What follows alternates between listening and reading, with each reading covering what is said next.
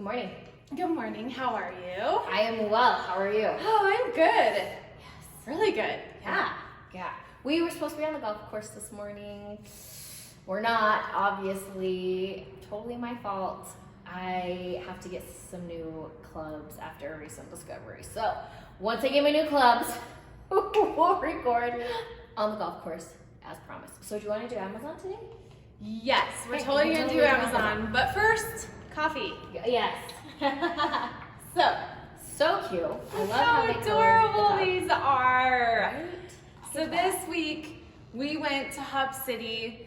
They are, honestly, I think I have like 3 favorites in Ogden, and I cannot rank them because These guys are in that 3 though. they are. Yeah, Like for Hub sure. City is so consistent. They have great beans. Like their roasting is like On top point. notch. And Yeah. if you'll take a look at Jamie's, they got the color right. It's not like inundated with cream. I like a little cream, but not a lot. You know, not a ton.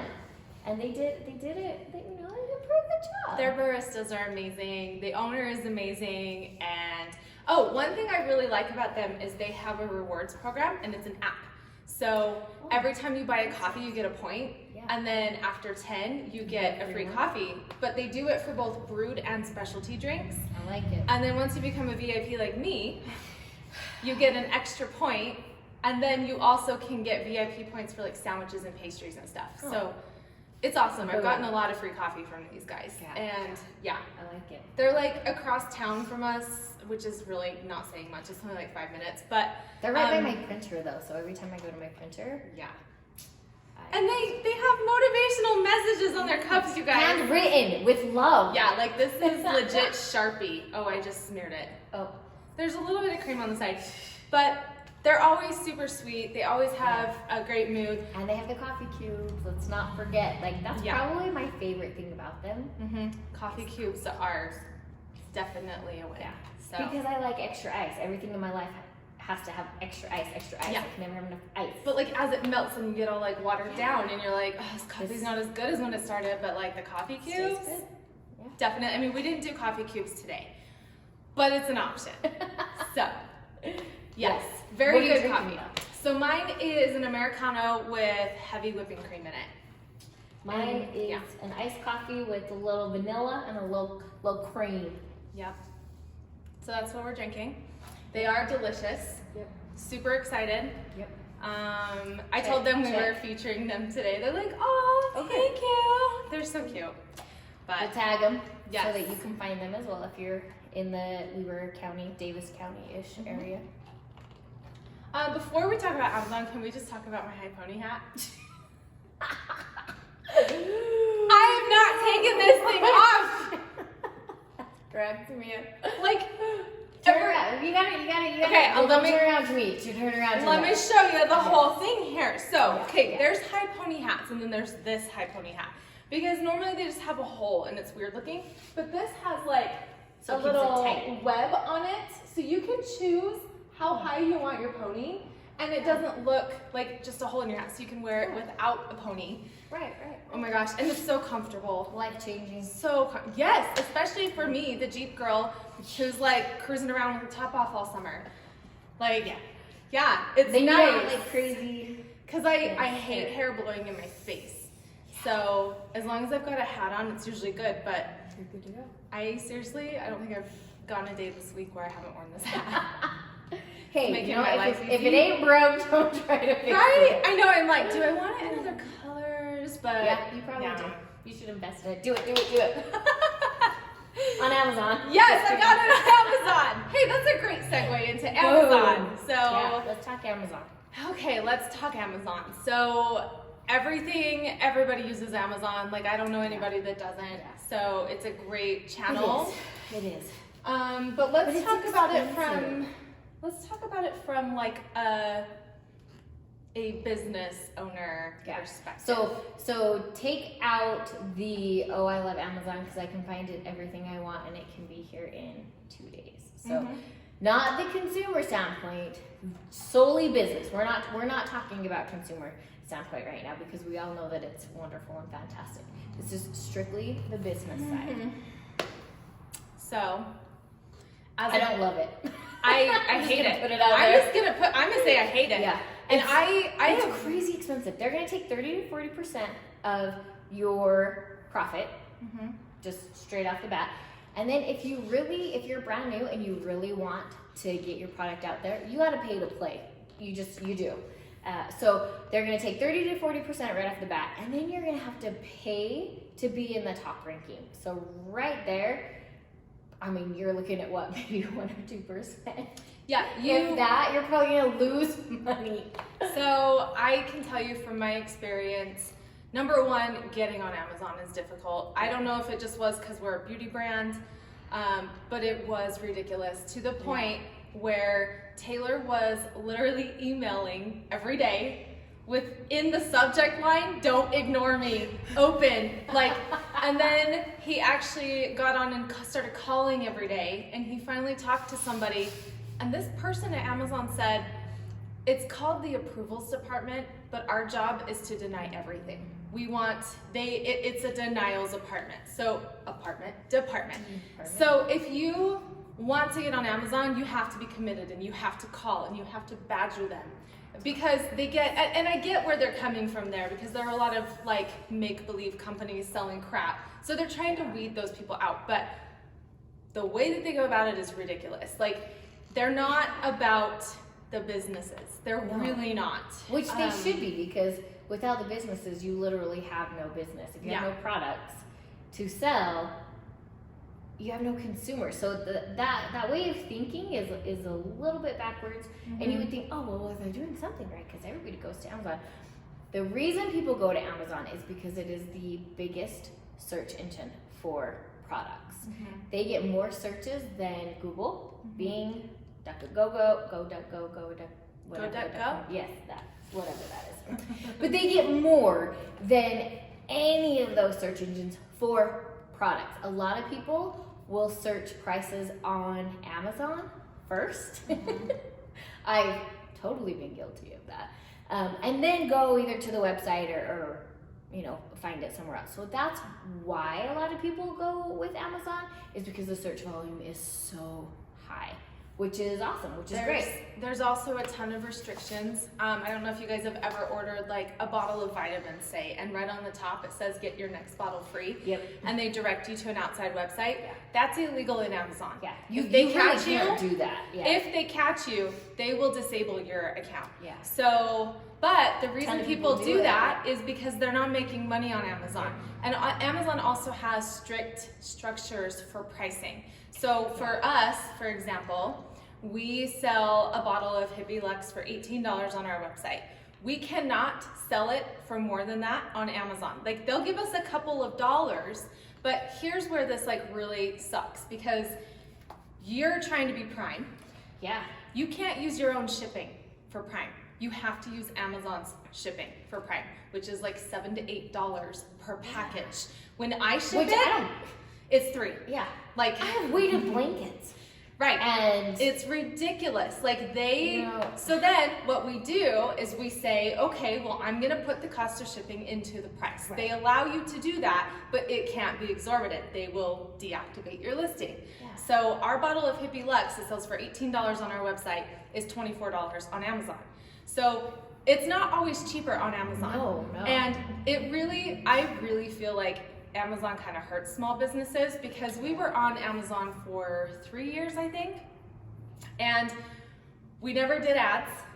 We were slightly profitable, I think over that 3 years I looked at it, and each year we made $1,000 on Amazon.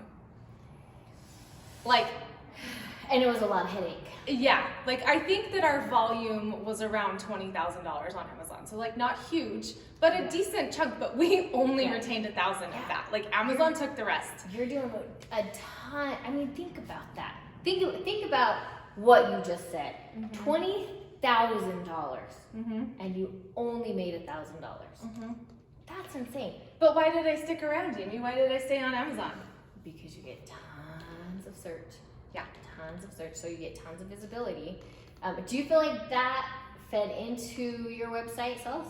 Yes and no. We actually tried this campaign where we were trying to convert Amazon customers to web customers, which again is illegal on Amazon. And we did a decent, actually no. I would say maybe 15% converted. And so what I looked at it as, whenever we were evaluating that cost benefit analysis, it was really, okay, Amazon is our loss leader. Yeah. Amazon's getting us more eyeballs than we would have otherwise. Right. Which is great. So we're gonna stick with it. But here's the problem. When you're selling a natural product, you can only go so far as to meeting customer expectations, especially if they're not in that demographic and they're not familiar. So Hippie Honey is one of our best sellers. Always has been. People love it. It has a 5-star rating on our website. Amazon deactivated it because we had a 3.5-star rating on Amazon. They deactivated the listing because it was falling below customer expectations. Why? Legit, one of our reviews was, I'm afraid to use this product because I'm afraid it's going to attract bees. Oh, gee. I can't make this shit up, you guys. I can't. Oh my gosh. Well, like, how did you buy it? Where do I even start with that? Oh my gosh. And then you don't wear it. You use it and rinse it off. Yeah, and then people didn't like the texture, and it's kind of just this thing where it's like, it's a natural product, you guys. Like, we say that in the description, but nobody really reads those. They just look at the reviews and buy it. So that was a big issue for us. And we actually did try FBA, Fulfilled by Amazon, which is like the Prime where you ship it to a warehouse and then they distribute it. Does not work for glass bottles. We wrapped each unit individually in bubble wrap. And they still threw it in a padded mailer and mailed it. So a lot of people were getting broken stuff. And here's the shitty part about that. It's not Amazon's fault if your product breaks, even though they're the ones that shipped it. So if somebody requests a refund, they process it and they take the fees from us. Yeah. Tell me that is just it's not right. It's just not. And so, there's so much with Amazon that is beyond your control that it makes it very hard to be profitable and successful on there. I mean, clearly people do it all day long because Amazon has a million products, right? However, but for small business, you really have to weigh the benefits versus the cost. For a higher end product, it's challenging, right? Because we can't have huge, 60-70% margins because then people aren't gonna buy. And I bought tons and tons and tons of products on Amazon. And a lot of the time, if it's not like a known brand, like we do the auto ship for some vitamins and my tea tree shampoo, things like that. I know How Mitchell's a good product, so I know that's gonna be good. However, sometimes I think that they're not true, genuine, because they're watered down. Yeah. So Yeah, and the reviews will say that, hey, I got this once. This time I got it. It's a completely different product. Yeah. So you have to be careful. Yeah. So a lot of these companies that are just shipping products out of China left and right, they have huge margins and they can afford to play on Amazon because their margins are so big. You have these locally owned and operated companies like ours. Amazon just doesn't. They don't care. Do not be fooled by the indie brand stuff on Amazon, because that was something they launched a couple years ago, and they were like, "This is for small business." Yeah, it's not. When you're doing 30-40% that goes straight to Amazon and then you're paying to play, you're really just not making money on Amazon. It's not, they're not great. I mean, they lost $600 worth of our cost shipment, so that's a decent amount of retail. Something like that. So they and they refused to do anything about it. It was an FBA shipment. They expected me to just write that off. I had to put up a big stink and say, listen, it's pennies to you, but for me, I'm a small business owner, and I had to fight you guys. I had to fight for 6 months just for them to, and they finally found it. It was just sitting in a warehouse, a hot warehouse. So the product was unusable. Which is not good for your product because it's all natural. Yeah, so for me, I did the FBA thing for like probably 6 months and then I stopped because I was like, I can't control this. They're telling me that their warehouses are stable, but I'm talking to employees that are telling me that they're like 90 degrees. Ooh. Like it doesn't work. They just throw your stuff in a bin. And it's not clean, and you know. So I mean, that's why it just would never work for us either. Because when you get a blanket, like you want to cozy up to it and use it. Mm-hmm. Well, like I'm sorry, but the stuff that I've gotten from Amazon that is any type of like clothing or it does not smell good. You gotta wash it first. I'm sorry. I know, right? And people think that that's it. That's China. They're like, oh, it came from China, so it smells bad. No, like that's an Amazon warehouse. Yeah, it just, you know. Yeah, they're not good. And it is what it is, folks. I was actually at a prior to COVID, I was at a business seminar, and it was right when Amazon was opening up a warehouse down in like Sandy or wherever they are. So the manager of that warehouse came and spoke, and he opened up a Q&A, and I was like, I've got questions. And sure you want to handle this? Legit, this is my experience every time talking to somebody from Amazon in person. I said, listen, you guys have a great customer experience, but for your sellers, it's a shit show. Yeah. What can you tell me about that? He legit said, I understand it's a shit show. Let's talk about this at a later date. Gave me his personal business card. I tried contacting him 3 times. Guess who never called me back? They don't care. Surprised. They don't care about their sellers. And Which is mind blowing because that's what fuels their company. Like that makes no sense at all whatsoever. Yeah. But from a consumer standpoint, it's amazing. You can have something in 2 days, and everything's on Amazon, and it's easy to get, and blah blah blah blah blah. But yeah. I actually, like, after we talked about Amazon the first time, I was like, I'm gonna try reactivating and just kind of see how it goes. I reactivate my listings, and they literally put a flag on it, and I had to take a pesticide training in order for them to approve my listings. Even still, it's been like weeks now. Yeah.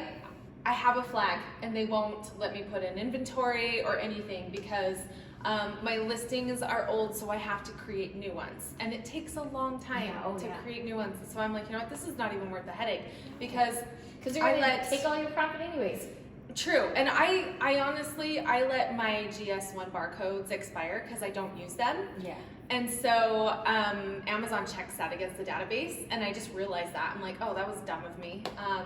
But honestly, I've decided it's really just not worth it. I've had people say, hey, why aren't you on Amazon anymore? And I'm like, do you want the long or the short story? Yeah. Because I don't. Amazon's not good to sellers, so we pulled it. Yeah.